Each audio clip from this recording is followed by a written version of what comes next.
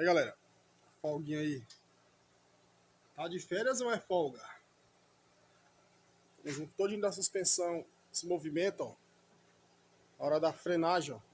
Na hora da arrancada. Esse aqui é um perigo, galera. Você que tá escutando um barulhinho na suspensão aí, não deixa pra depois, não.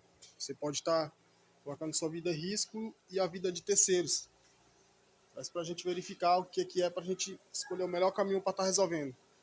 Aí, o golzinho aqui vai passar por uma intervenção e vai resolver esse problema de folga.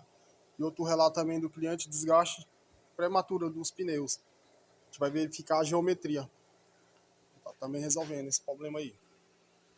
Aí, às vezes chega um carro na sua oficina que já trocaram tudo, coxinha de amortecedor, pivô, terminal, braço, bucha, e não resolve aquele barulhinho chato.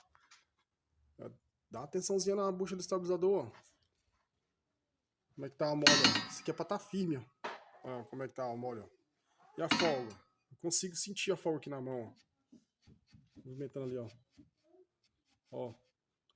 Pra cima e pra baixo, ó. Pro lado pro outro. Isso aqui é pra tá firme, isso aqui, ó. Ó. Às vezes você troca tudo aqui e não resolve o barulho. O barulhinho tá ali, ó. Bucha do estabilizador, ó.